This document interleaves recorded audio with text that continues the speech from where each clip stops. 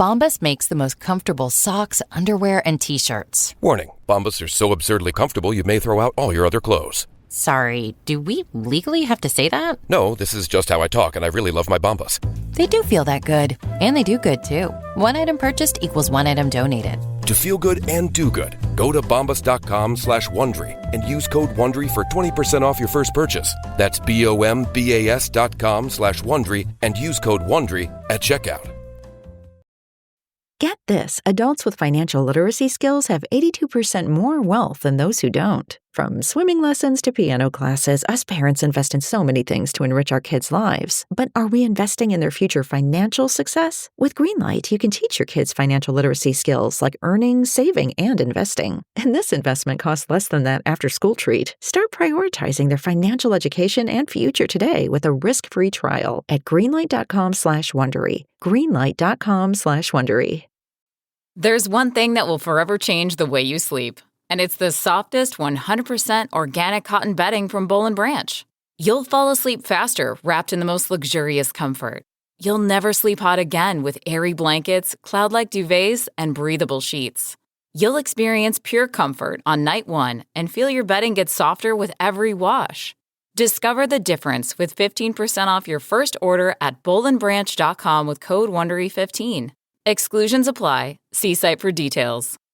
Welcome to How to Survive, the show that teaches you how to survive the things that can kill you. Like shooting a film, or wild monkeys, or the new normal. And the things that just make you wish you were dead. Like false advertising, or Expedia, or spring break. Oh, man, I do not miss spring break. No. Oh, you know what I miss? What? Our theme song? Yes, so bad. Me too. Let's do it. Oh, gosh. Ground is shaking under our feet. Mountains on fire, flooding in the street. Can't breathe the air, can't fight the feeling. Gobbling down Xanax ain't the way to be dealing. Gotta do better than just getting high. We gotta stick together if we're gonna survive.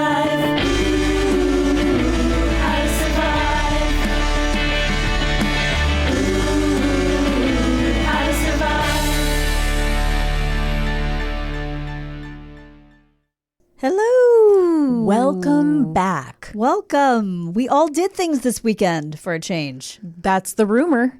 Yeah. So you went to see Regina Spektor? Yeah, that was, I get press tickets to shows, and I don't know that I'm going to get these tickets until 99% of the time the day before. Right. And they hit me up and was like, hey, 2 tickets. I'm like, cool. Can she still sing? She's pretty amazing. Yeah, I Awesome. love her. Yeah, she's pretty fantastic. She plays piano, right? Yeah, it was just her. Nobody else, just her and a piano. Ding, ding, dong, At the Belasco. I don't know the Belasco. It's nice. It was jammed. Is it downtown? Yeah. Never been. Yeah. Obviously. I took an Uber from the subway to the venue because I didn't want to walk through that area of downtown. Yeah. I thought it might end up being like Judgment Night. But then when I was driving through there, I saw people walking, like, because it was Saturday night? Yeah. Saturday night. And I'm like, you could have walked, you chicken shit. But chicken shit. Yeah, you big. Yeah, I they're just not realized- throwing feces from buildings anymore, like in the old times.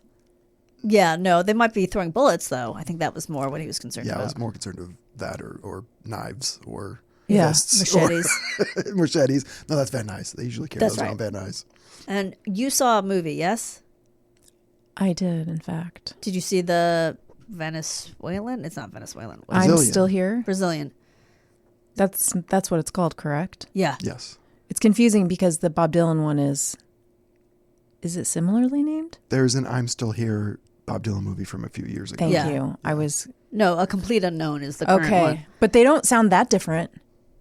In fairness, It's like a Regina Spektor, Ronnie Spector. Ronnie Spector situation. Well, can I tell you what happened? yeah. So we went to the movies in a Laemmle Theater, Yeah. which are, for people who don't know, kind of art house. Yeah. You know, they'll also show some regular movies, but they show a lot more foreign and Yeah.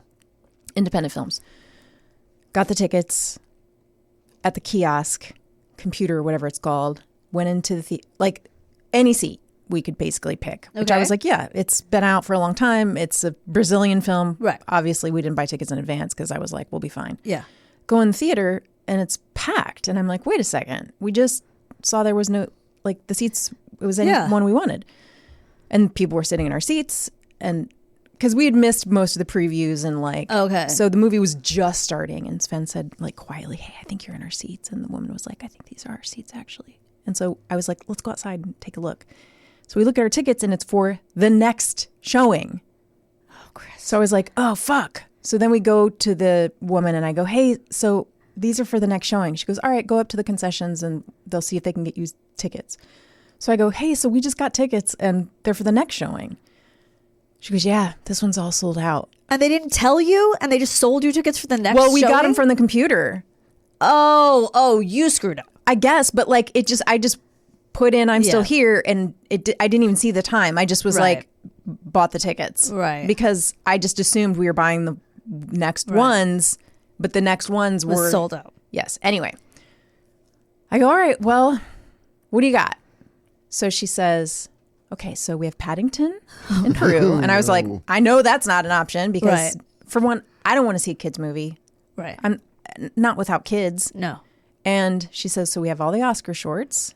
Oh, God. And I was like, no. Yeah. I don't want to see all the Oscar shorts. I don't need to win the pool that badly. No, I don't care that much. Right. Or the monkey. Oh. So we saw the monkey. And I forget, that's a horror movie? That's the Stephen King adaptation that's directed by the guy who is Anthony Perkins' son. Written and directed. I only know him from Legally Blonde. His small role in Legally Blonde. He did Long Legs most recently. Which I haven't seen. And he's Anthony Perkins' son? Yes. Yeah. Anthony Perkins had a son? Yeah. I don't know who the mom was. Who's the mom? Wasn't he gay? Yes. But I think he may have been married. Hidden. Gotcha. Oh. I mean, I knew they were all hidden at the time, but I didn't know he was like living a life of heterosexuality. So was it good? It was. Have you seen it yet, Karen? No, I was supposed to see it Friday night. And you bought the wrong tickets? No. You saw I'm Still Here instead, accidentally. Here's what happened. I got an email that said, with AMC A-List, your friends can book tickets for you. Yes. And I got a thing saying, confirm tickets. I'm like, okay, my friend Jess booked us some tickets. And then Friday night, I text Jess and goes, hey, what time are we leaving? She goes, for what? I'm like, for the monkey? It's like, oh, I forgot all about that. I don't think we're going to make that. I'm like, okay, so you made the tickets and then you forgot we were supposed to go to the show. So you paid for tickets that you... No, it's A-List, so it's free. You pay a monthly fee okay. for tickets. Gotcha. Okay. Well, that's a relief. Yeah, so I didn't get to see it yet. I think it's fun I think it's the most fun way to see it is in a full theater if you can with other people. I don't want to give anything away. I thought it was okay.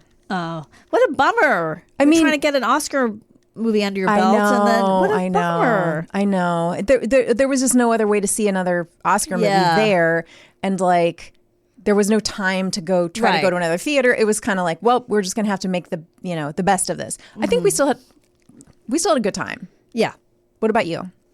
Well, Friday, Jimmy and I saw Nickel Boys. Oh, nice. Which I did very much enjoy. It took me a while to get into the style, which you'll just, when you say it, you'll understand. I've heard there's like a stylistic choice that's interesting. Yeah, that annoyed me at first, and then I ended up very much liking the movie. Great. I read the book, so I'm excited to see I read the it film. too. I didn't remember much of it. It just sort of uses the book as a jumping off point from what I remember. Okay. But I actually ended up very much liking it. And then Saturday, I invited both of you, but neither of you could come because you were busy seeing the wrong movie. And you were busy seeing Regina Spektor. I got invited to see the Golden Girls live show, which was very fun. I bet. Sam Pancake is in it, Drew Doge, Jackie... what's that character's name? Jackie Beat. I'm sorry, I don't know the fourth person. And then Stephanie Courtney, guest of the show, was the guest star. Oh, nice. So that was super fun. Yeah. So they do 2 episodes. This is funny. You guys will appreciate this, I think. I was in line to get drinks beforehand, and I dropped some money, and this guy behind me picked it up, and he goes, "Oh my God, it's just like that episode at the mall."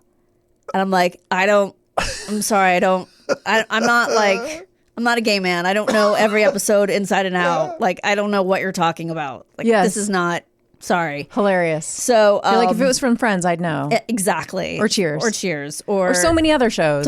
But not. And I've probably seen every Golden Girls episode, maybe twice. Yeah. I just don't know them inside out. Hilarious. Oh, yeah, it was really fun. And then Sunday, Jimmy and I went to a Tesla protest. Nice. Because I haven't really felt like the protests do anything, but then I had Alex Winter, who was, I don't know if he was Bill or Ted. He's the other guy, not Keanu Reeves. He's very involved. Mm-hmm. He's very active. And he had posted on Blue Sky a link to an article he wrote on Rolling Stone, which was about the whole Elon Musk thing and the protests. Yeah. And it seemed like a more practical thing to me. Like, maybe if there's enough disruption, he can get kicked off his board. You know, things like that. Maybe people will stop buying Teslas. Yeah. Things like that. So, I don't know. There were like 30 people there. There were a lot of Tesla protests. All over. Yeah. Yeah. This was in North Hollywood. It said put in your zip code and find the closest one. So I think that was the closest one. A lot of support, a lot of people honking, you know, some people flipping us off. From their Teslas. Yep. and not. Yeah. Just like some guy, you know, drove by doing the crying eyes emoji with his face. Yeah, with his fingers, with his hands. Yeah, I was like, I don't know what that's about. Yeah. Someone chanted USA, USA. We're like, yeah, right. Yeah, we exactly. also agree. Kind of got into it a little with this guy next to me because he was chanting, you know, whenever someone would drive by with a Tesla, sell your car. And I said, so I'm really confused about the sell your car thing, because doesn't that just mean someone else is driving a Tesla on the road? What is the statement there? And he goes, well, no, it's about social license, because you're taking away their social license, so they won't want to drive it. I go, right, but then someone else has the social license. The social license gets transferred with a pink slip. And he's like, I think you're overthinking it. And I said, I really don't think I am. Yeah. It was just very mansplaining. Also, what the fuck is social license? Something he made up, I think. I don't know. I've never heard it before. Yeah, I don't think pressuring people with Teslas to sell their cars is necessarily effective. But if you set them on fire, maybe. Yeah, but like I don't want to, like I'd want to sell mine because I wouldn't want to drive one. But like I don't think that's. It just seemed like a zero don't buy sum one. gain. Right. Yeah. Exactly. So when I told Jimmy, I was like, well, I just got into it with this guy. And he goes, well, a lot of them are on Carvana or whatever, and they're not selling. Mm-hmm. Like people are selling them to Carvana and they're staying there. And I go, okay, well, that's a good argument. Yeah. Okay, sell it to Carvana and it's just going to rot in the lot. That's fine. Yeah. I thought it was just very like liberal mansplaining, and I didn't like it. We were out there for like, you know, an hour and a half, less than an hour and a half, maybe. It was very hot. Yeah, you know, I don't know that I'm going to be going every week, but it felt good to do something. I don't know. This is such a fucking mess. Hey. Yeah. You are feeding right into today's topic. Oh, yes. Danielle, it's been rough lately. Yeah. And I want to talk to you guys. We've been promising we were going to talk about this. Yes. We've been promising our audience we were going to tell them how they could feel better. Yes. I'm going to talk about how to survive a break from reality. Ooh. The reality we're living in. Okay. I'm going to talk about how we're going to survive the next 4 years. This is for all of us in this room and anyone listening who needs it. Okay. Maybe you're like, survive what? I'm fine. Like, right. Is something going on? What are you talking about? If that's you, I don't know what you're taking, but share it with the rest of us, please. Okay. First, I got help from Jessica Craven's Substack called Chop Wood, Carry Water. I got help from the New York Times, from Time Magazine, The Guardian. Robert Reich has a really good Substack, if I'm saying his name correctly. I like that guy. Dan Pfeiffer from Pod Save America has a really good Substack. I'm sorry, I'm triggered by the name Robert Reich. Now she's triggered by everything. Yep. Okay. The Third Reich. Yeah. The Third Reich. The first thing I want to remind you of is that while the Orange Menace did win the election, it was not by much. So he became the second Republican since 1988 to win the popular vote. That would be George H.W. Bush. Mm-hmm. But he also only won by 100,000 votes. And that was across 3 battleground states, Wisconsin, Michigan, Pennsylvania. Okay? Bush or the other dude? Sorry, Trump. Mm-hmm. He only won by 100,000 votes total? Yes, across the 3 battleground states. But he's got a mandate. He also won by the popular vote, so he's only won by 100,000 votes across 3 battleground states, Wisconsin, Michigan, Pennsylvania, right? So obviously that doesn't mean the Democratic Party doesn't have their work cut out for them. They need to rethink their strategy, their messaging, their policy, their agenda, their leadership. Maybe they should dress differently. Maybe they should learn magic, right? Their skill set, yeah. Now, look, I'm not going to pretend I have those answers today. That's not what this episode is. But like, maybe we can figure out how to reshape the Democratic Party on a different episode that matches with whatever. I think that's a different show. When we have a guest that has a story that pairs well with completely reshaping the Democratic Party, we'll cover that. So the next thing I'm going to tell you is, this is a piece of advice. Do not follow Jane T, as I like to call him. Remember when my kids thought his middle name was Jane? No, They thought the J stood for Jane. Oh, that's funny. And I just never corrected it. Don't follow him into the abyss. Okay?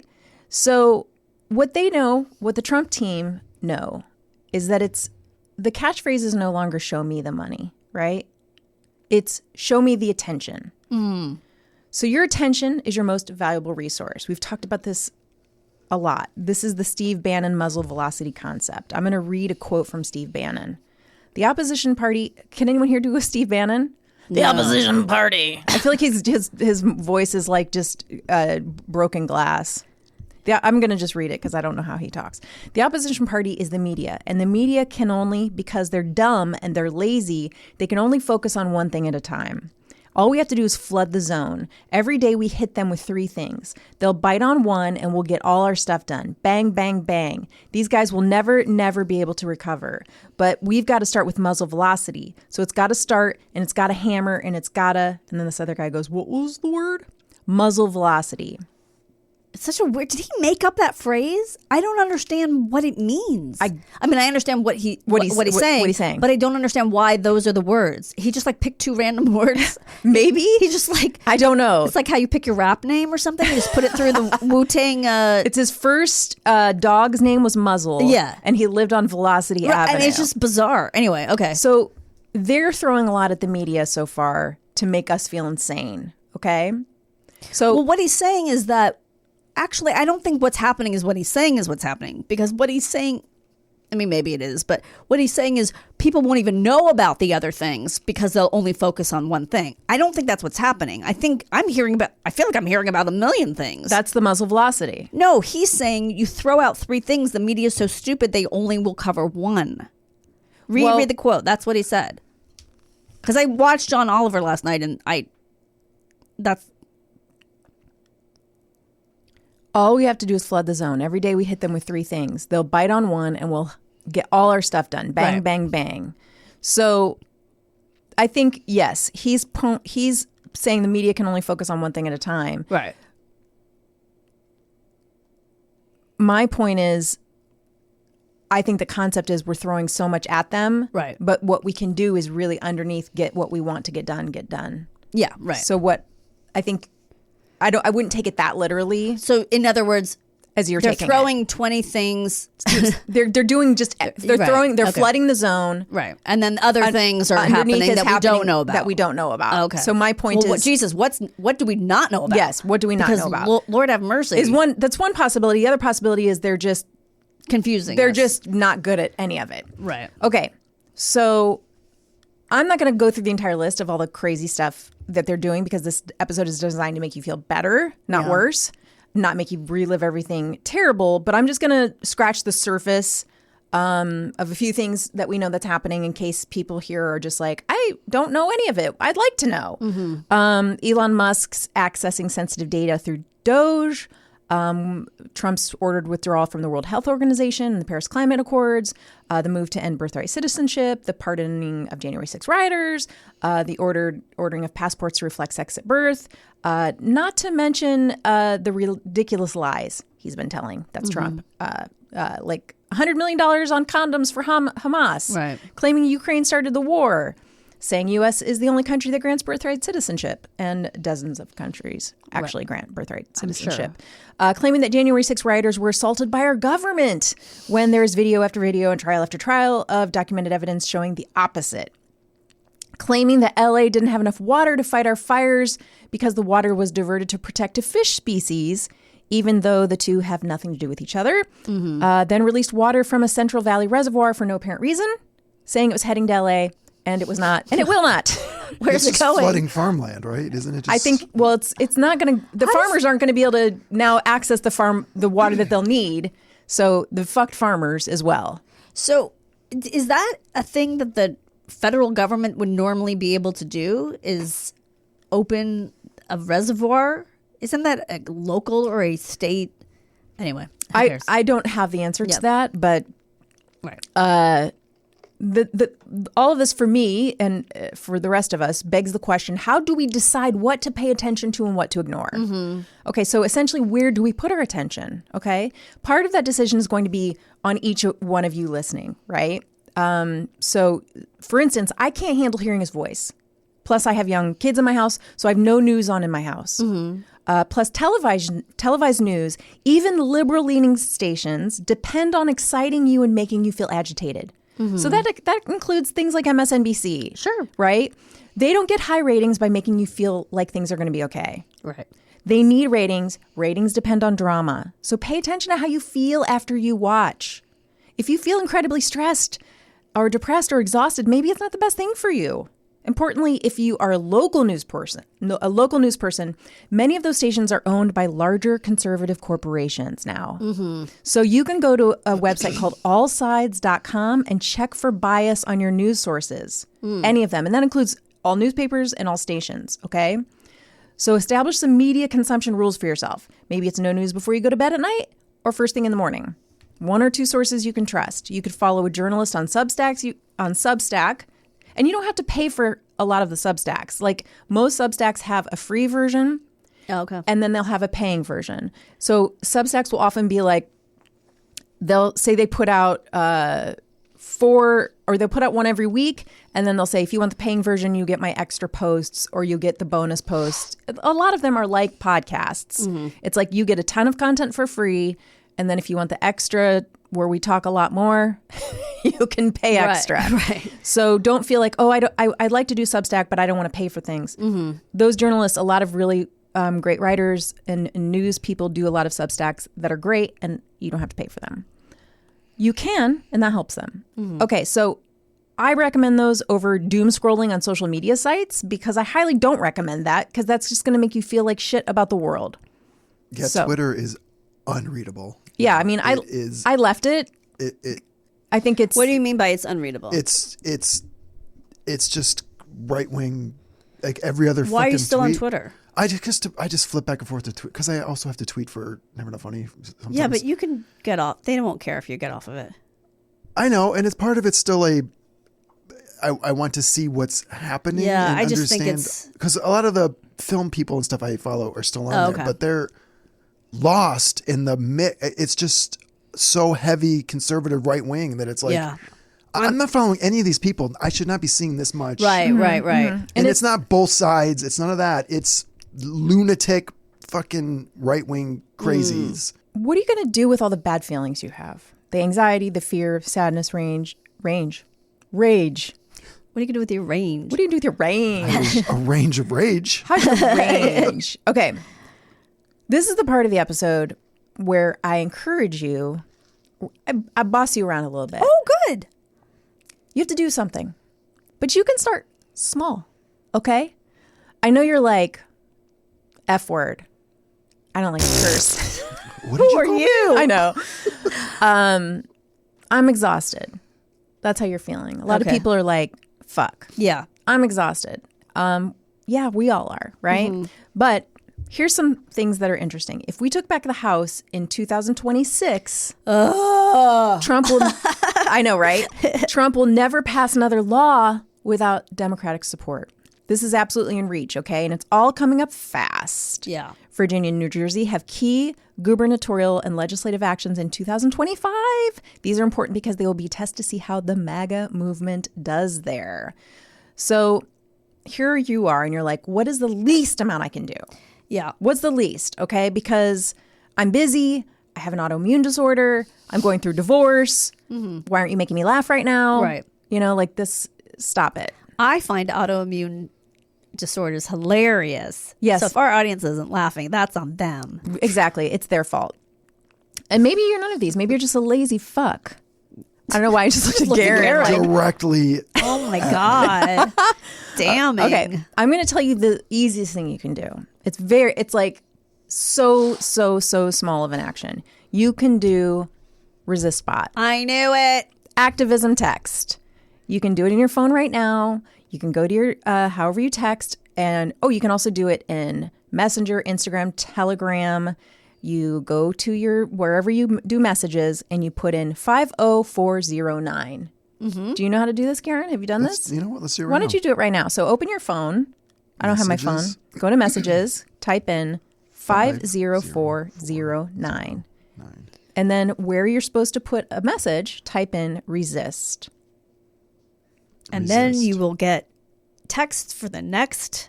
No, you won't. You won't. I've gotten a few, but it's not too bad. You only really should get when you want to do an action. Yeah. Hi, Garen. I'm ResistBot. Message and data rates may apply. Do you want to continue on Apple iMessage, Facebook Messenger, or Telegram?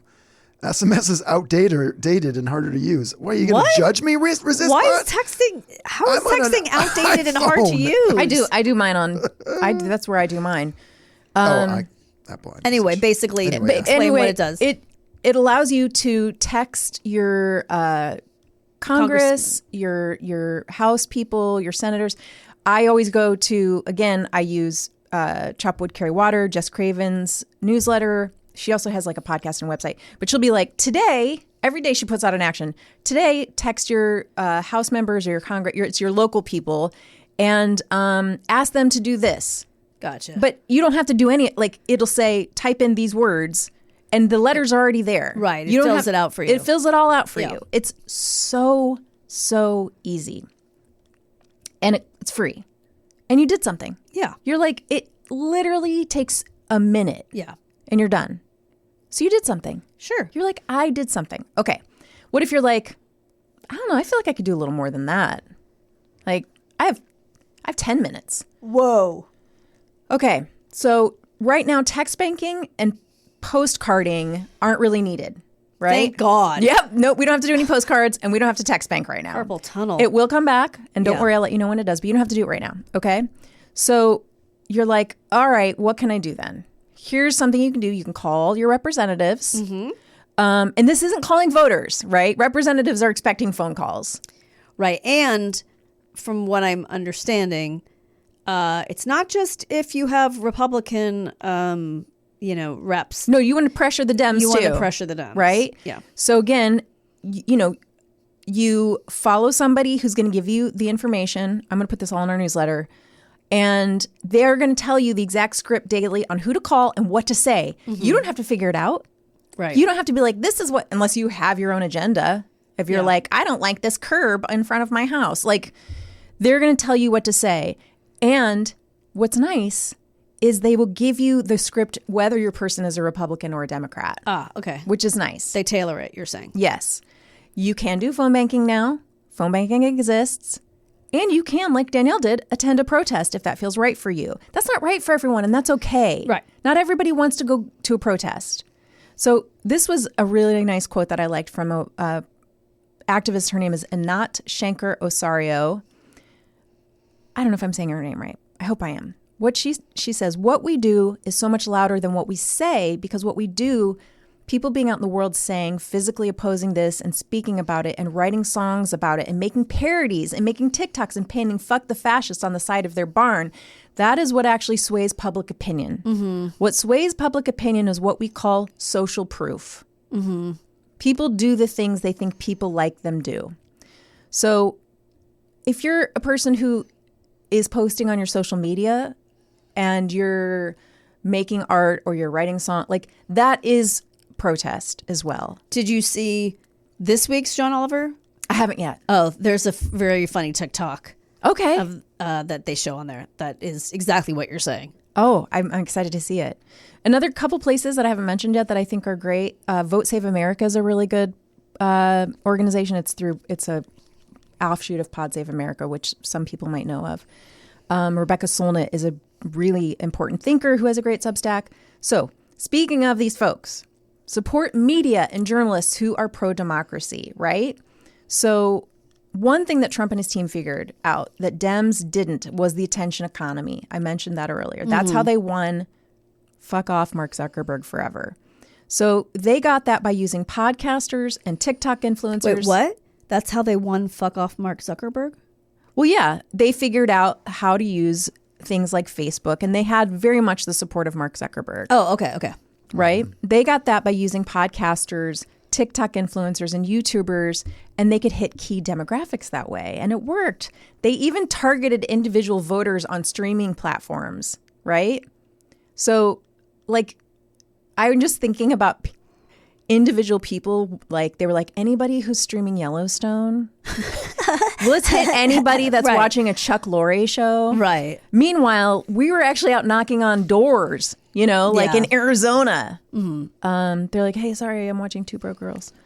Yeah, we're doing the what is it called when it's not digital? It's analog. Yeah, we were doing the analog, and they were like, in so many ways, they're so far behind when it's like music taste, fashion. Like they seem so out of the loop, but somehow. Show me the Venn diagram of Trump voters and Two Broke Girl viewers. Oh my God. And it is quite possibly just a circle. Just one circle. There might be a little outlier of gay guys. Whatever. Yes, of gays. Yes. I don't know why gay guys would watch Two Broke Girls. It was supposed to be actually very offensive. I don't know why. It just seemed like something, I don't know. What's her name? The Kat. star of that? Kat Dennings. I think she's pretty big in the gay community. You think like her. You think they're watching the Tim Allen show she's on now? Oh God. Oh boy. That looks woof. Anyway. You mean the show that's the exact same thing as his last show? You mean the last 3 shows? Yeah. People like him, I guess. I got an idea, guys. It's me. This time I'm in a garage. And my kid has different political ideas than I do, but we got to make it work. That's what America likes. Oh, she comes back to live. Oh, no, the grandparent. Oh, no. So if I haven't already pushed this on you enough, make sure you are funding progressive media, subscribe to a newspaper, check it out on allsides.org or allsides.com. Oh boy, Chris. Get your shit together. You know the allsides.com is going to be some it's porn. OnlyFans shit. Porn. Yeah. And importantly, follow them on socials. Like if you don't give them money, give them your social media attention, right? So you're like, you know what? I can't really subscribe to this kind of stuff right now with my money. Mm-hmm. So just follow them on social media too. Give them your social attention. Okay. So like Joy Reid, who the corporate MSNBC has fired. I know. Fucking ridiculous. So follow her because she's on it, I think. But they're giving Jen, what's her face? Psaki the show, right? All right, so I'm going to steal this from Dan Pfeiffer's Substack, which is the most important thing you need to have right now. Don't give up hope. Okay. All right. This is a quote from a 2008 Iowa caucus victory speech, which you may know who gave this speech, Mr. Obama. Mm-hmm. Hope is not blind optimism. It's not ignoring the enormity of the task ahead or the roadblocks that stand in our path. It's not sitting on the sidelines or shirking from a fight. Hope is that thing inside us that insists, despite all evidence to the contrary, that something better awaits us if we have the courage to reach for it and to work for it and to fight for it. Mm-hmm. So yeah, that's what we have to do. Yeah, is have that. We have to have some modicum of hope. Yeah, Can't just roll over, play dead. We can't just lay around and watch the Baldwins all the time. Well, sometimes you can do both. That's not good crazy now. Yeah, I mean, you can multitask. You can resist bot and watch the Baldwins. Yeah, you can probably do it at the same time. Oh, you for sure can. So here's what I'm going to do. I'm thinking. instead of a story. Okay. I'm going to scat.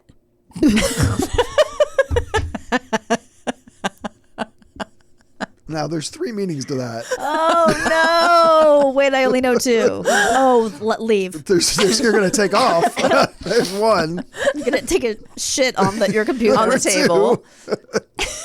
Okay. No. I'm going to leave you guys and our audience with a bunch of great news. Oh, good. Okay. I like that. Because there really wasn't like a good survival story here. Right. So I was like, what if we just talked about all the good things that are happening? Mm-hmm. Does that sound fun? I think that's great. All right. I mean, we don't know how to survive this yet because we haven't. We haven't Right. survived We haven't. it. Americans, Yeah. I should say. No one has survived this yet. Haven't faced this. We're surviving Right. it Before. in Yeah. real time. So I want to talk about the good things that are happening so far, just in the first however many weeks we're into this. 5 weeks? I don't know. Something like that, yeah. 500 years? So the New York Post, which if you don't know this is owned by the Murdoch conglomerate, which I can't remember what that's called. It's like News Corp or something. They went after Royco. Exactly.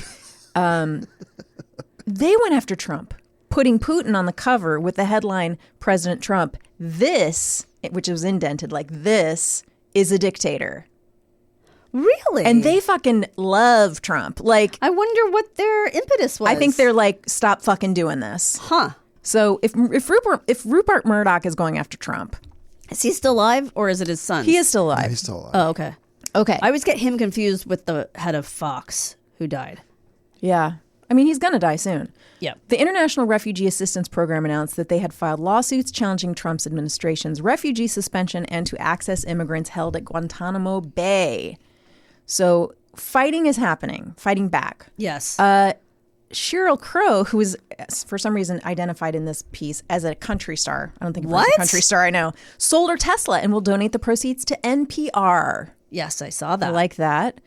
The GAO, which is the Government Accountability Office, confirmed that it will pursue an investigation into how and why Doge accessed the Treasury's payment system. The GAO, it should be noted, was created by Congress and works for Congress, not the executive branch, so it is likely safe from cuts or erasure by Musk or Trump.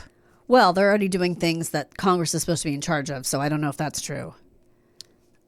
I'm just saying, I'm not to be negative on your positive part, but they are already doing things that they're not supposed to be doing. They so. are. Well, they're trying to do a lot of things. Yeah. And some things are getting reversed. Some things are getting stopped. Yeah.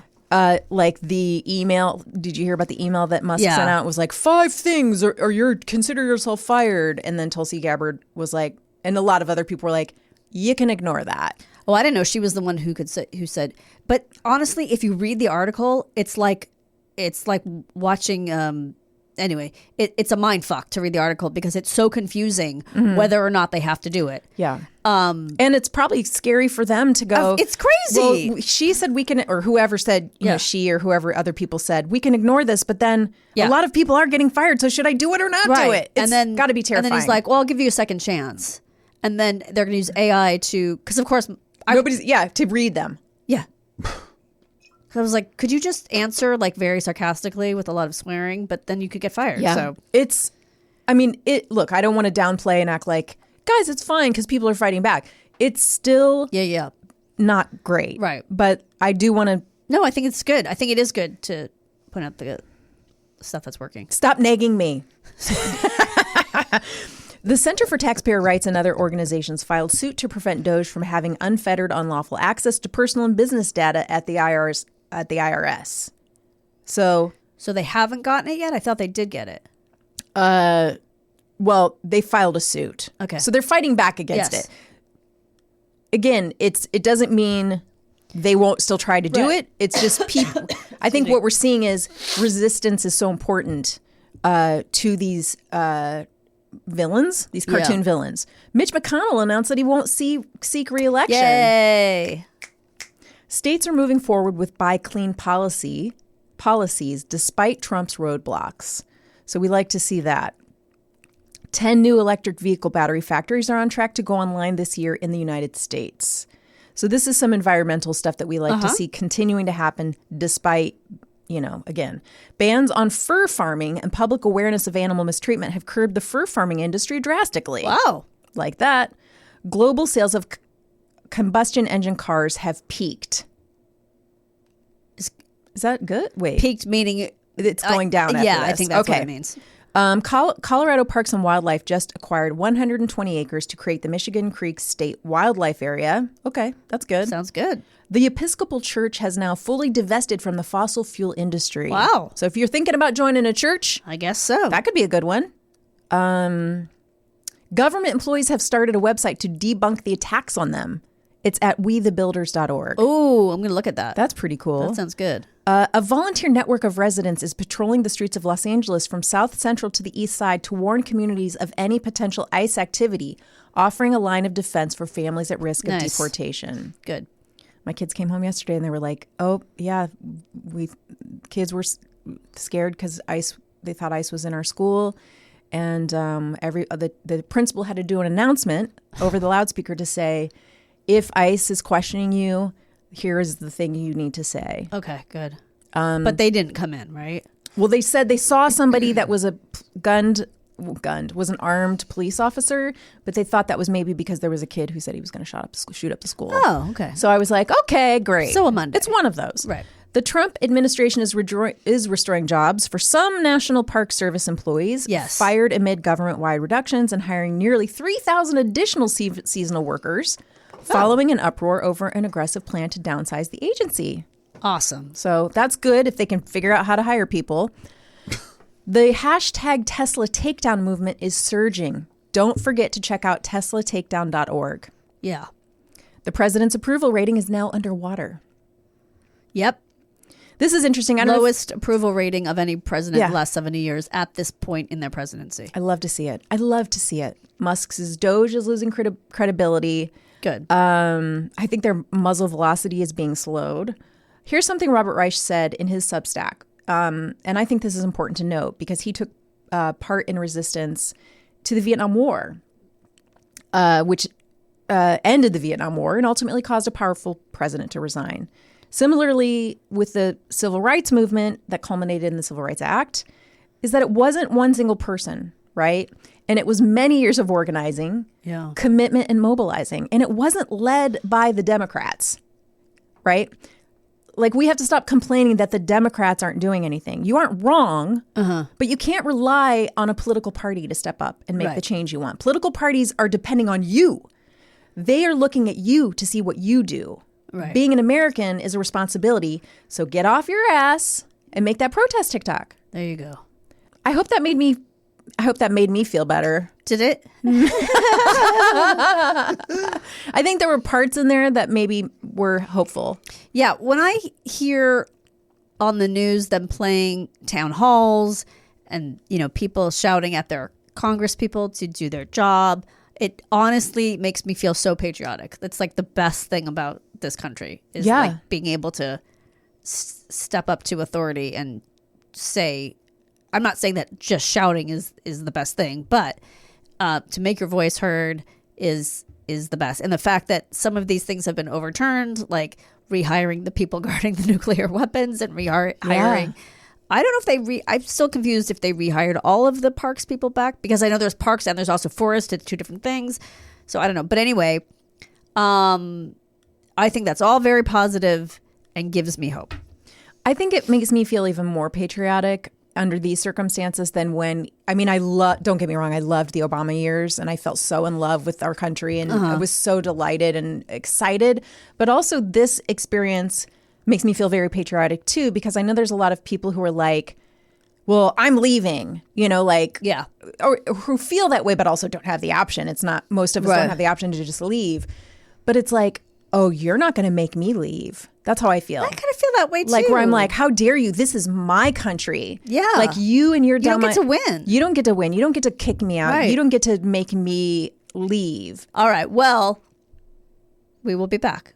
I think so. Yeah? Are we good? Oh, yeah. You think we'll be back? You're not so sure. We could get arrested on the way to the bathroom. Yeah. Okay. We'll be back right after this.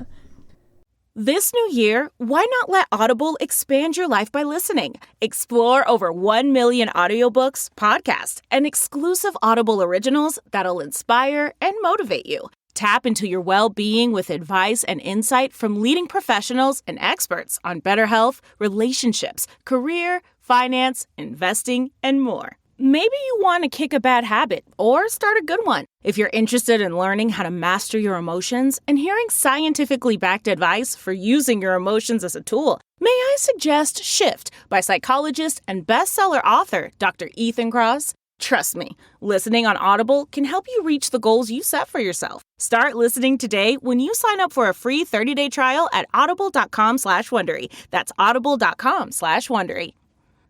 Welcome back. Hey. I'm just staring at Garen's necklace because I'm trying to figure out if it's a key. Is that like some sort of like Tolkien key? It's to Narnia. It's to Narnia. Yeah. No, it's just a key. I got it somewhere. I like keys like this, like old and then looking keys. And then what's the coin? This is it's a pendant. It says ad astra. I can't remember what the Latin part of it is, but it means to the star, through hardship to the stars.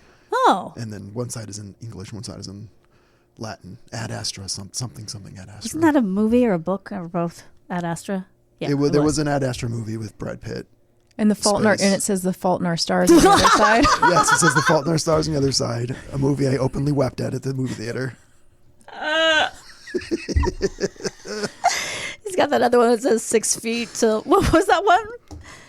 Where they have to walk around with a rope separating them by 6 feet because one of them is dying of cancer or something. Yeah, that was with one of those twins, one of those Sprouse kids. It was?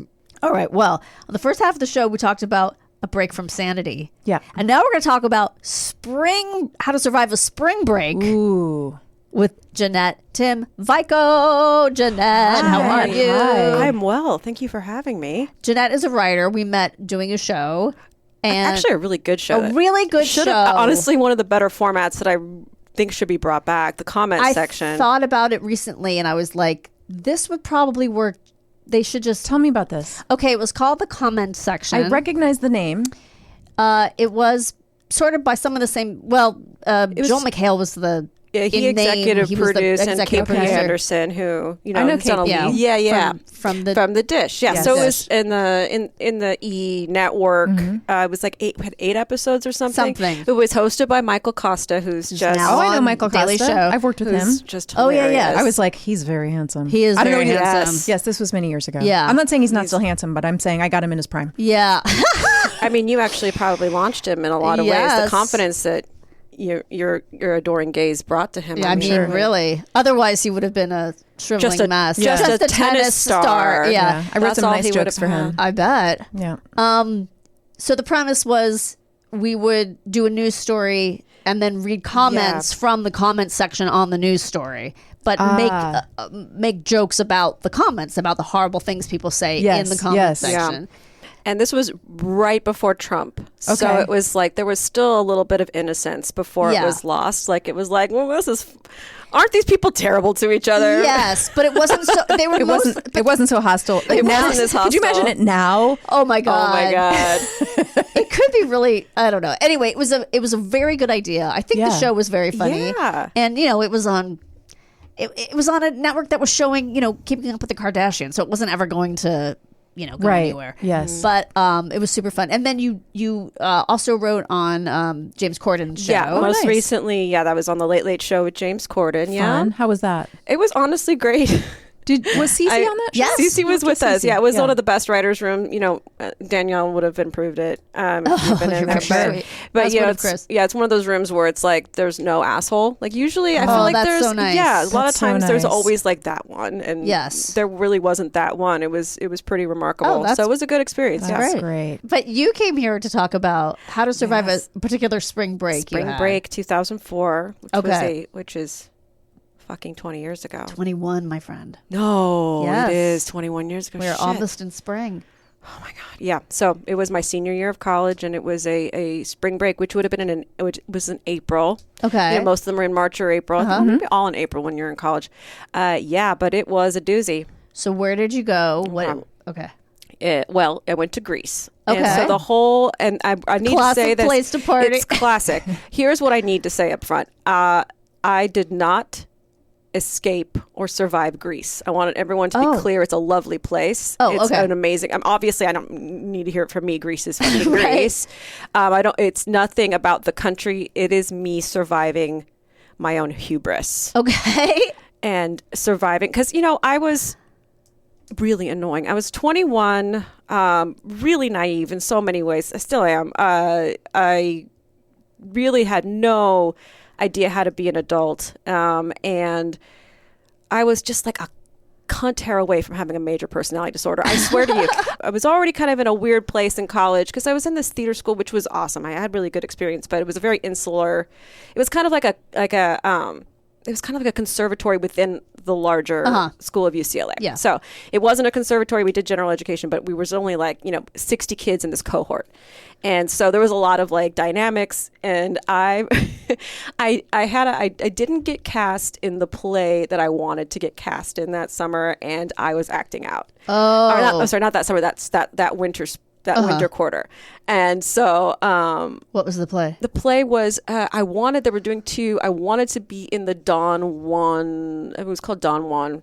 And then the one, I got cast in that. I got cast in that as a townsperson. And it was I was humiliated. I was I wanted to get a big part. Of course. Didn't get a big part, my girlfriends got a big part and I didn't. So I was kind of wearing thin relationship wise because like I said, I just so close to personality disorder. I couldn't function living in that what I felt perceived as a humiliation. Gotcha. So I was constantly talking about it, couldn't stop complaining about it, taking it all very personally. Yes. I feel like I was probably like that too. It's probably, maybe it's part of growing up or I don't know. But so I was wearing thin on my friends. I had one left. Just going through them. Tissue. And she was like, hey, want to go on spring break somewhere? My one friend that wasn't sick of my shit yet. Right. I didn't live with her. That's probably a big part of it. So I was like, yeah, let's do it. Let's go to spring break. And she's like, well, because I was planning on going on another trip in the summer, but I didn't have Greece on my itinerary. So I was like, well, and she was Greek. She was half Greek. So I was like, let's go to Greece. Yeah. Like, this is a great idea. Awesome. Booked our flights. We're going to go to Greece. We're going to have a great time. We're good friends. Anyway, so the first hint of this was something I was going to have to work through was I went to my poetry professor because I was also taking a minor. Just all practical things for life. Practical. Theater, I'm going to make so much money. No, I know. That was this is my side hustle is poetry. Yeah. If I don't make it in the theater, I'm going to be such a successful It's going to be my fallback. Yes. So I went to him and I said, hey, I'm going to Greece. Can I take my final early? Because I was like, I wanted to take it a couple days early just so I could, get ready to go. Maybe I was, probably maybe trying to get an earlier flight. I don't know. Okay. And he's told me no. Fair. Yeah. But he did say, he had a little sidebar. He's like, as a Hellenophile myself. Right. Why are you going to Greece in April? Uh-oh. And I said, it's spring break. Going to Greece. He's like, it's not the time to go to Greece. I would not go to Greece in April. I was like, okay. The tickets were booked. I wasn't going to. Why? But why? Did he give a reason?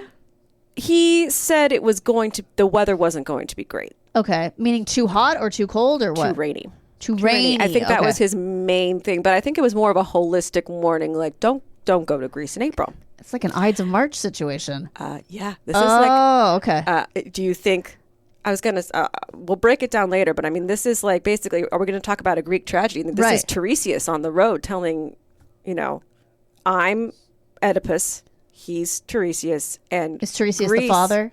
No, that's he's the oracle who tells, tells Oedipus don't go doing this, and he goes, and okay. then he has sex with his mom. Right. And this spring break is my mom. All you had to do was not it. have sex with your mom. Mm-hmm. And all you had to do was not go to Greece. Yeah. Okay. That was. But of course you're going to go to Greece. I'm going to fuck my mom. Yeah. I go anyway. I fly out and I booked everything. So I was the one who was in charge. I was like, I know how to do this. I'll book us our hotels. I'll make the itinerary. I had the whole itinerary planned. I was like, we're going to Athens first. Obviously, that's our home base. Then we're going to go up to Delphi with the Oracle. And then we're going to go to this adorable coastal village called Nafplion. And then we'll go to an island and then we'll head home. It's going to be perfect. We're gonna have tans. We're gonna be fully rested for our final quarter of college. I got there first, so my flight landed at like midnight. You didn't fly together? No, we flew separately. Why were you not coming from college? Because we were coming from college, but this is, as in 21 years ago, this was like, I found I think it's because her parents had miles or something. She was on she booked through the airline. I booked through Expedia, a startup called Expedia. I know, I was like, wow. You were early in on that. So I booked that flight. So my flight got in before hers. I arrived around like midnight in Athens, and I took... you can see it in my diary because I kept a diary, and I'm scolding myself. I'm like, I will not be mad at myself for spending $40 on that cab ride. Oh, poor Nettie. So I took a cab. It was the middle of the night, and I show up. I'm in the cab, and he's like, "This is where you're going, ma'am." I'm like, "Yeah, I'm going to the Sunny Hostel." It was something like that. Right. He's like, "This is it's a hostel. This is where the girls go." Oh no. The girls, wink, wink. Like, what do you mean? I'm like, yeah, for spring break, because that's what the girls goes. No, so it was a brothel. But it was also a hostel. But it was where it's a 2-in-1. Yeah. So it was where professionals would take John's too. Yeah. So I got there, and it was I was like, oh, I do not belong here. Oh my God. I absolutely respect sex work. I'm not. There's nothing against them. It's just it's more against me once again. Like, I shouldn't have been there. I don't think it's against you. I just think as a 21-year-old, like, that could probably be a little bit off-putting and intimidating. And absolutely, odd. and maybe not safe. And maybe not probably safe. not safe. The guy who owned the hostel was perfectly nice. He was like, I was like, I don't know if I can stay here. I have to get my friend. I don't know if she's going to be happy with us staying in your establishment. Right. And he was actually pretty cool. He gave me a ride to the airport to go pick her up. Oh, wow, that's nice. Now I'm like, why did I? Well, maybe he was trying to recruit you. Yeah, he's like, I'll groom I got a live her. one here. Yeah. I mean, I do think about how many times I could have been trafficked. I mean, just throughout your life. Throughout my life, the choices I made. Anyway, so I went back and I was like, okay, I can't stay here. I told Steve, I'm like, Steve, I can't stay here. I'm going to have to find another hotel.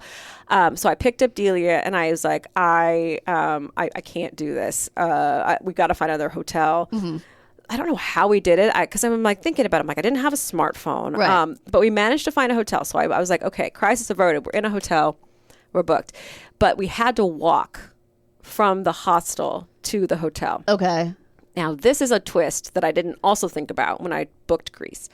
That was the year they hosted the Olympics. Oh. The Summer Olympics. Oh, boy. So the entire city was under construction. Oh. And I mean, it's like anywhere. It's not just in Athens. Like, right. When you're about to host an Olympics, you go nuts. Yeah. It's like companies coming over. Yeah. Yes. Yeah.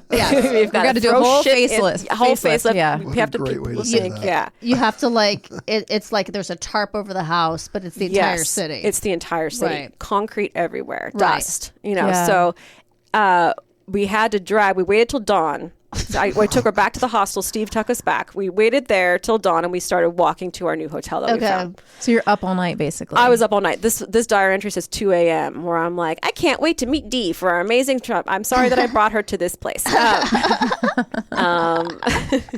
So we're dragging our suitcases through in all this concrete dust, and there happened to be a pack of stray dogs.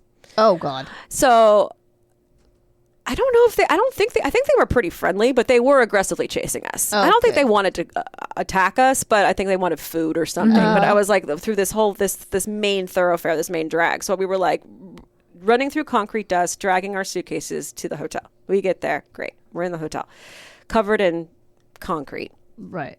No dog bites. They didn't attack. They're pretty cute. So the next thing was like, okay, we're gonna go out tonight because this is spring break. This is fun. So we went out to a tavern, and this is one thing where I'm like, this is where the seams start to show in my friendship with my friend. This is day one? This is day one. Oh, no. And I want to say she is not the problem here. Okay. I am the problem. Gotcha. She was like, I'm going on spring break. And I'm like, she didn't realize that she was partying with a Christian. Okay. She knew I was raised Christian. I mean, You were raised more than Christian. I was raised intense born again Christian. Right. We were started in a fundamentalist Bible church, and then we moved. And my parents were converts. Like I was born 2 years after they converted, so they were really very zealous at the time. Although the person who converted my dad was his boss, and now I realize, talking this out with my husband now that I'm no longer a Christian, and I'm kind of like, he's like, it was about upward mobility. I was like, oh my God, my entire life. It's like joining the country club, except this Yes. club was religion. God's house. Yeah. Wow. Fascinating. Just like the choices that lead you places. So you were still super Christian. I was in on shaky college. ground, but I was Okay. still a virgin. I still didn't do like drugs. I still didn't. And she wanted to party, and we were out with this guy who was like offering us cocaine, and I was like, oh no. Right. But so I coke blocked my friend. Oh boy. Honestly, that was probably better for her. I was probably better for her, Yeah. but this is back when there was no fentanyl mixed with it. I mean, she could have had a good time, and I fucked it up. So I mean, I'm not saying, maybe I. So you didn't just say I don't want to do it. You said we can't do this. Wait, no. It is scared. Like, oh, I don't want to do cocaine. I mean, the funny thing was that I was doing cocaine in New York, like within like 2 years. Oh, of this. okay. So I was like, God, too bad. I should have just. I was in. Right. Yeah, God, I was a late bloomer, Yeah. and especially with drug use. The next day, this is where we're going to Nafplio. So now it's a wonderful tourist town. It's not tourist town. It's a wonderful coastal town that gets a lot of tourism. It's gorgeous. We drive there, and it's pouring rain. It is now April 1st or whatever. Oh, boy. And this is what the professor was saying. It's so very American and very 21 to think that you can just go in somewhere and expect it to be like, we're on spring break, aren't you? Right. It's very disrespectful in a way. I'm like, I walked into this town that was not prepared for they have a tourist season. Okay, when you go to right. like Yeah. Athens or Santorini now, and it's year round. Like there are places you can go. You go to Rome. You go. That's going to be open. It's going to be full open. time. Right. Yeah. But when it comes to like lounging at a seaside community, Right. no one's going to be out there with like Mai Tais. So everything's shuttered down. It's shut down. Yeah. There were cafes, but they were not like. They were there for the locals. They weren't there for me. Right. This was rough. So we get there and we're like, okay, what do we do? There was nothing to do. So we couldn't walk around. It was pouring rain. Right. Nothing was open as far as like there was no, you could take a boat somewhere. There was no tourists. Right. Nothing was taking off. Yeah. There, and I mean, I was one who planned this. This is really on me. Right. But she's half Greek. She should have known. known. She should have known. No, this is really all her fault. No, poor thing. I dragged her along for this ride. So we did what anyone would do when we bought a deck of Uno cards. Oh my God. You guys are partiers. This is spring break. I just want to keep reminding myself, like we have. This was at the height of MTV. Right. This was people in Fort Lauderdale, in bikinis, in bikinis, just doing shots off each doing other. shots like this. And this was her last. I feel bad. I took something from her. Yeah, right. This was her last spring break. Yeah. She could have been getting vomited on. Yes. By like a frat boy. As is God's plan. We talk about Exactly. Christian. I mean, that's in the Bible. Right. It's so bad that I did this to her. So we played Uno in a cafe as it poured rain. And that night we went to bed at 5 p.m. I mean, honestly, that's kind of my perfect day. Right. Now. If I was 20, I would have been like, what the fuck? Uno at a Grecian cafe Yes. in the rain is definitely a forthcoming Lana Del Rey album. So just hold on to that. Oh my God. I'm happy to inspire an icon like Lana with my personal Greek tragedy. And there's the thing about going to bed at 5 p.m. on your spring break. I watched Delia. I'm sorry, I shouldn't be saying her name. Dee. I watched her. It's too late. I watched her slipping into like a depression because it's just like she's so bored and miserable, and we're not in our home. Right. There's nowhere to go. Right. So she's just like, oh, like I'm like, let's just go to bed. And we're just like in bed. And we slept for like 16 hours. No. Like it was like a, like a pharmaceutical commercial where we were in the gray hoodies and the rain was outside and we were like having horrible thoughts and we just want to shut the world off. So we did. We went to bed. We had such high hopes for this trip. Oh, I know. And it's so tragic. So the next morning we wake up. And it was just like, there was really, I feel like, I'm making this up, but I feel like there was no even conversation. It was just like, we got to leave. We got to get out of here. So we wake up, we get packed, and we're like, we're going to leave. Because the rest of the itinerary was we were going to take a boat, a ferry, really. Take a ferry to one of the islands and spend a couple days there. And we were like, let's just cancel it. There's no point. It's pouring rain. The weather's going to be awful. It's going to be the same thing as here. right. Like nobody's... There's no one's having a dance party on the beach. Like this is not, there's not going to be any dudes. Like, I mean, that's kind of like, that was a huge part of what we wanted to do, I'm sure. So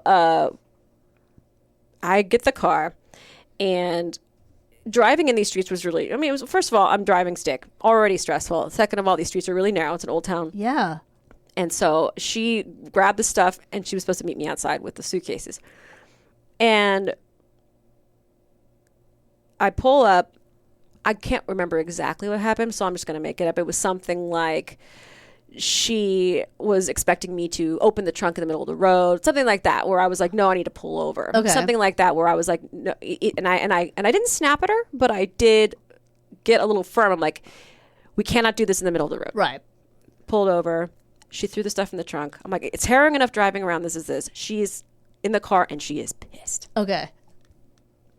And this is one of the most chilling things. I feel like as somebody who, like I said, grew up in and it was naive of me or something, but I expect everything.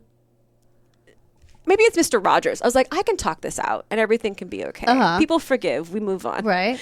I was like, so after a couple minutes of silence, I started my like, hey, I'm really sorry about, and she was like, we don't have to talk it out. Oh boy. That's uncomfortable. And I think it was one of my first real adult lessons that you don't have to talk it out. Some people just don't want to talk it out. Wow. We're driving and it's tense. It's in the rain. It's on the highway. And I can't remember how many, but it's hours away from Athens where I'm taking us back to the hotel. Okay. I wasn't driving perfectly. I didn't get flipped off, but I definitely got cursed by an old woman who in Greek. She went like, I can't do it over a podcast, but she made, like that, a star shape with her hand and thrust it in me. Like an actual curse. my Yeah, I think God. I got cursed. It actually makes a whole lot of sense. Wow. Jesus. Yeah, so it was a really rough drive. We get to the airport. I'm like, okay, we just got to get home. I just need to get home. So wait, you're canceling the whole trip. The rest of the trip. Wow. You weren't even going to go to a major city and hope Nope. for the best. It was over. It was over. Oh, Okay, wow. This was my last friend. You guys. Oh my God. God. So much writing on this. She was done with me. Wow. And she was done with this trip because it was hell. Like I get it. She was miserable. So we're in the airport, and like I said, I was on Expedia. I think I flew Air France. She was on, let's say, United. At least you don't have to sit next to her. Yes. Right. I don't get to sit next to anyone because my ass booked through Expedia, and they're like, well, you can't change your ticket. Oh no. This is set in stone. You used a third party. Oh, and you didn't know that until you got to the airport. Didn't know. Oh shit. But Delia got it. Delia, Yeah. just gonna use her name. It's fine. She's not the aggressor here. I'm the problem. Right.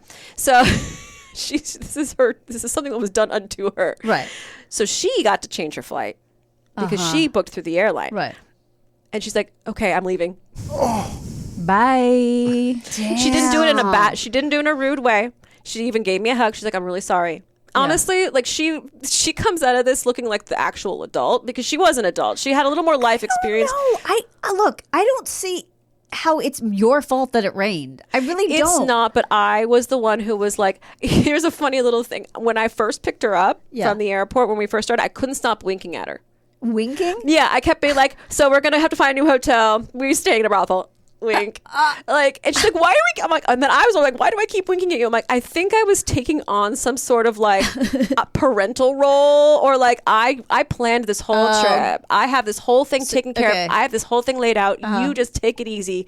You're along, and then you're on the Nettie train. Yeah. That was the vibe I was giving her. Gotcha. I don't know though. I think that's also just like something, look, if I was there as the D, the friend, I would have just thought that was funny. I agree. And been like, all right, and rolled with it. I agree. I think she's... Get some ouzo. Yeah, I mean, I'm kind of mad at her, honestly, if she's getting this upset about, like, for one, phones don't, like, the kind of phones don't exist back then that you can really check that as well. Yeah. So you're relying on, like, Lonely Planet. I was. And it might not say in there that it was a brothel. It might just be like, it's got charm. It was not on their GeoCities. Yes. So you just show up. You don't find out. This is what traveling is. I'm with you, Chris. I think I would have just. You gotta we would find it funny, and as friends, we would be roll laughing with it. about what a disaster it was. We would, but what about if you were on the precipice with this friend and you're like, is she a psycho? Is she crazy? Yeah, okay. And then you have the, because I think that's human nature. Yeah, if I was chill, if I was like a really good friend and I was solid, and I would be like, oh, poor Janette, she probably feels awful right now. Right. But no, this is the girl who was like, I can't believe I have one line in this play, and you bitches have. I'm like, it's fucked up. It's fucked up. I got shafted. This person's in it. Like, you have to remember the situ. Yeah. I guess we're not convinced that you sucked. Thank you. So it's hard I'm getting there. Okay. Oh my God. Okay, so she leaves you at the airport. She leaves me. And now what? She leaves me. And then I sit there for a minute and I'm like, what do I do? Yeah. Oh, so I was like, there's really no choice. I was like, I could stay at the airport for 3 days because my flight back to LA wasn't for another 3 days. Oh my God. So I was like, I could just sit here and wait. I could find, because I mean, like, I had very little money. I mean, all in college, I was on a fixed income. You know, I was a hostess at the California Pizza Kitchen. Great. Well, I think I have to go back to Athens. I won't be able to. All the hotels around the airport were expensive for me, so I was like, I just have to go back to Athens and try to find a place. I did not go back to the brothel. I did think about it. I don't know why. A lot of the time spent in Athens was at this internet cafe in a McDonald's because I mean, like you said, we don't have these kinds of phones. Right. There's no. I had to dial up. For Mickey D's. Yeah. So while I'm there, I'm like, I've got to find a place that I can afford. I found another hostel for $30 a night, or 30 euros a night.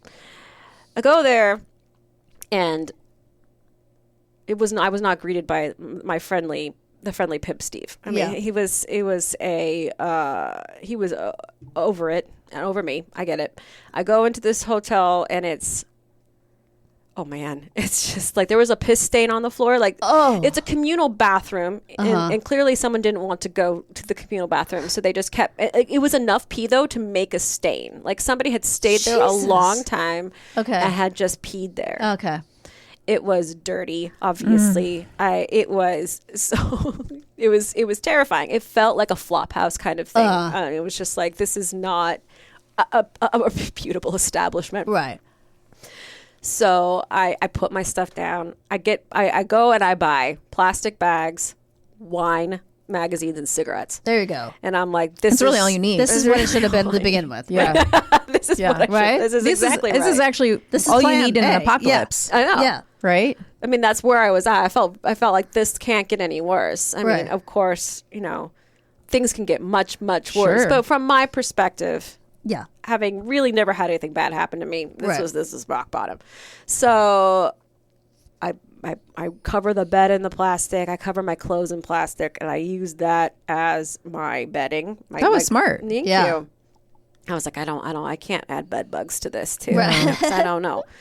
And then I would do what any adult woman would do, is I go down to a payphone and call my daddy. Mm-hmm. Yep. I had to call him. I was crying, obviously, because this was not spring break. Right. Yeah. I mean, this was not something any VJ would talk about. No. I had hooked up with no boy. No. No one's giving you HPV. No one. I didn't get HPV on this trip. I mean, I could have gotten a lot of other things, mostly probably from that hotel. You had a chance to do coke and you blew it. I blew that. Oh, I called my dad from a payphone using my calling card, my little, remember those long distance cards where you had a certain amount of minutes, and I was like, I gotta make this quick, Dad. Delia left me. Once again, she went home as she should have. I didn't have that luxury. I'm stuck here. I don't know what to do. Like, I didn't really feel like I was in any kind of mortal danger. So, I mean, it was more just like, this, I feel so uncomfortable. Yeah. This is weird. I'm still a child. You're a kid. Yeah, I'm a kid. And I mean, I was a really immature 21. Like, there are some 21-year-olds who, you know, could probably handle this a lot better. I was just like, what do I do? I'm stuck. And so he's like, you're going to be all right. Just go to bed. Check in with me in the morning. Okay. Wake up. And my dad has sent me an email. He was like, go find a travel agency, because that's how this was back then. It was like, go to his travel. There's a lot of traveling. Go to a travel agency, book a flight to Istanbul. What? Mm-hmm. That doesn't seem like the okay. So what had happened in the intervening hours where I was sleeping and he was awake? So my dad works in high tech. He's now retired. My dad was working for a Turkish man, and he had a couple Turkish people under him. Okay. In their group, and he was talking to his group about my daughter's stuck in Athens. Gotcha. And one of the guys who worked for him was this up and coming engineer guy, and his name was Tony. And he's like, well, I'm from Istanbul. My parents will take care of her. Do you want her to fly there? And he was like, would you like to go to Istanbul and stay with Tony's parents? I said, yes. Right. I'm going. So I did that. I walked to the travel agency, and you know who was there? Steve. Not Steve. Coke boy. Nope. The dogs. They needed to get out of there too. The dogs chased me to the travel agency. Maybe they were your guardian angel dogs. They really, honestly, the entire time. They kept you safe. They've been watching over me. Yeah. I know, you're right. I should thank them. Well, they're all probably gone. But so I go and I show up. So it's so funny because I went from squalor, and by squalor, I'm not talking about Greece. I'm talking about this hotel, to stepping off the plane in Turkey, and I'm literally greeted by this couple in their 60s. You know, one man is wearing a suit. Tony's stepdad is in a suit. His mom's in a dress. My name is on a sign. Mm-hmm. Oh. And they came to pick me up in person. Wow. I know. And then they walked me out to their villa limousine. Oh my God. Where their driver was waiting. And yes, drove me to their fucking mansion on the Bosphorus River. Wow. Tony was rich as fuck. Wow. Oh my God. I mean, I had whiplash, the shock of this whole thing. That's amazing. I was like, I'm never leaving. I'm never leaving. I went from sleeping on a plastic bag to walking into, and this is not exaggerating, it was 3 stories on the river, the Bosphorus River in Istanbul. So I walk in, and it's a multi-generational home. So it's Tony's mom, stepdad, his brother, his wife, who are all lovely, and then his grandmother, who didn't speak English, but she came down to greet me, and she'd held both my hands in hers and just looked into my eyes and rubbed the top of my hands with her thumbs as she's just looking at me and smiling, this like maternal smile. Oh, exactly what you needed. It's all I needed. And sometimes I think of her face when I'm going through a hard time. I'm like, we're okay. I'm safe with you. And I had my own wing. Wow. I had my own, like, they were the most hospitable people the next day. And these are working people. Like, this is not like they're retired. They're in their 60s, but he was an architect, and he was like a very famous one. Like, obviously, how his gorgeous house. And that night, they took me. I'm gonna say I think Tony's mom was probably in her late 50s, early 60s, and his stepdad was definitely mid 60s, late. And they took me to a nightclub. Nice. Wow. They're like, this girl's on spring break. Oh my God, that's amazing. How great. It was incredible. Like they were dancing with me. Oh, Delia missed out. Oh, she did. I know. I mean, we partied. There was no drugs, but I partied. Right. For spring break. I danced the next day. These middle-aged, and they were just like, doing the little dance, like the little twist, little shuffle. I love it. And then the next day, stepdad took a day off work and drove me all around the city. So I had a private tour guide. Oh took my me to the Blue God. Mosque, took me to the Grand Bazaar, took me everywhere. And he's telling me all about it. Mm-hmm. It's so funny. At the end, I was like, we were going to a restaurant. They took me everywhere to like these nice restaurants. They paid for everything. Like I was being spoiled rotten. It was a beautiful experience. And I did tell them at the end of like we were driving to dinner, and I told them I was Armenian because I am a quarter Armenian. And the reaction was like, "Oh, I love Armenians." So sorry. Oh my God. I know it was so funny. Like from their perspective. Do you want another drink? Yes. It was like, oh, my best friend growing up was Armenian. Oh, I love Armenians. There was a little misunderstanding. Yeah. They literally said there was a little misunderstanding. Yeah. Because the Turkish government still won't admit to the oh God, no. They won't genocide. admit it. Wow. And they're old. They were young enough that they're told there was a slight misunderstanding, a skirmish. I mean, they don't really a brouhaha. It was there was an ado. It was a bit of an ado at the beginning of the century. Oh my God, amazing. But I mean, like it was like, oh, I love Armenians. I'm like, okay, great. I'm so happy to be here. To know. They were the coolest people. That's awesome. And yeah, so I started this journey at a brothel, and I ended it in a massive mansion. Pretty Woman much? Right?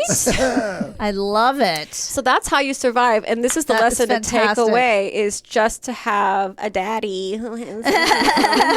Everybody get a daddy. It's a really good tip.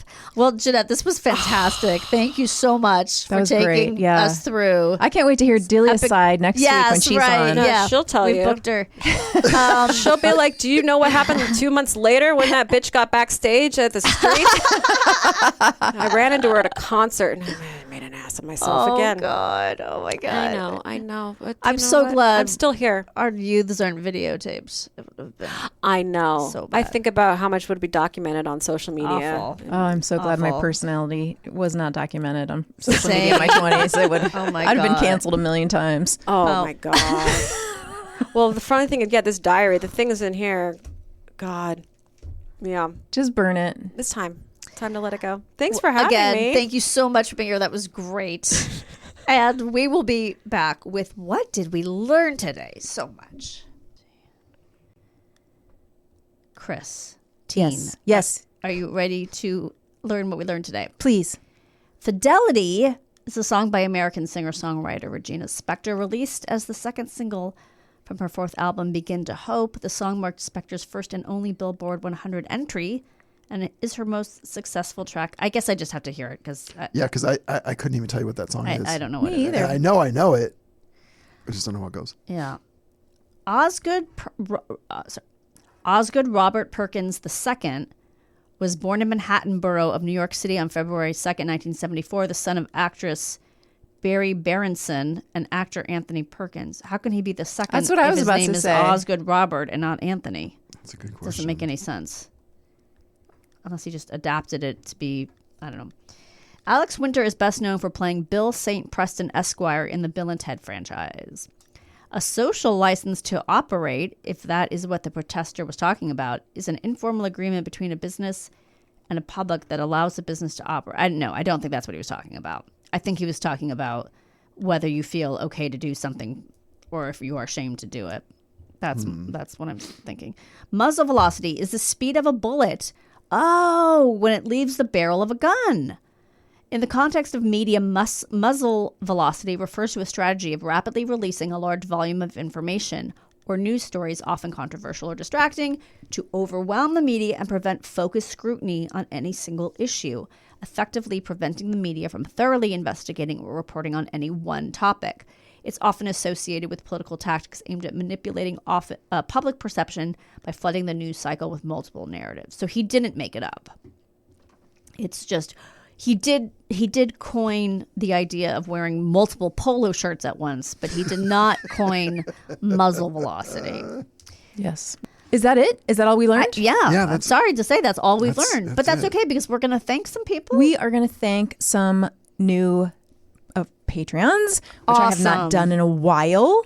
and I'm going to keep better track of it because I've also realized when people re-up, they re-sign up, they'll show up as a new member. So I have to figure out, I got to keep better track of this. But anyway, you guys don't need to know the inside outs. No, I'd like to know the inside outs. Our business. So I'm going to read some names, and that means you are being thanked. Okay. First off, I want to thank new member to our Seek Shelter tier, Jennifer Farquhar. It could be Farquhar. It could be Farquhar.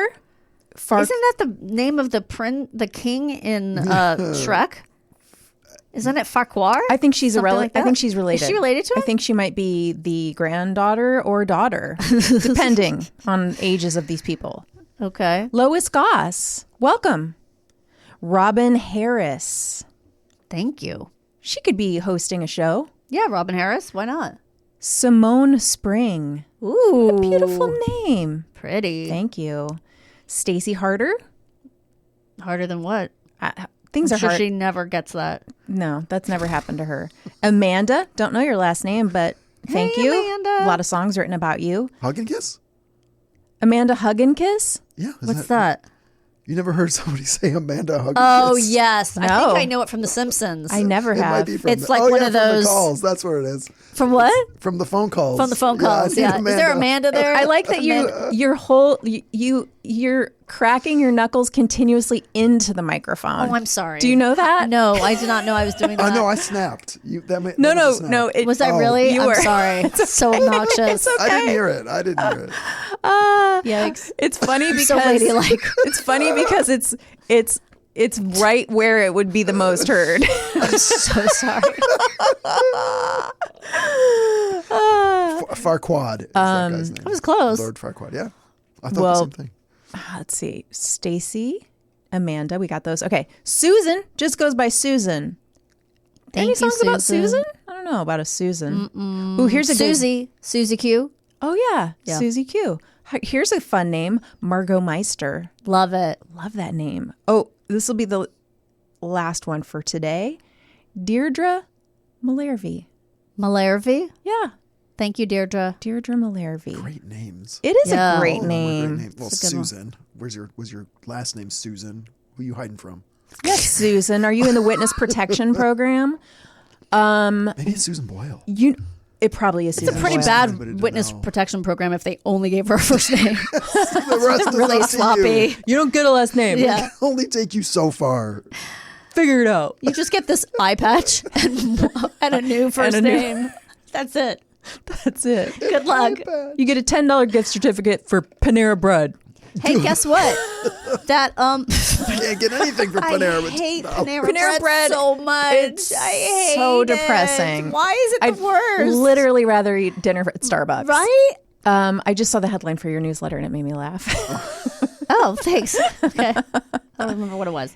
Your areola rice is ready. Oh, yeah. Love it.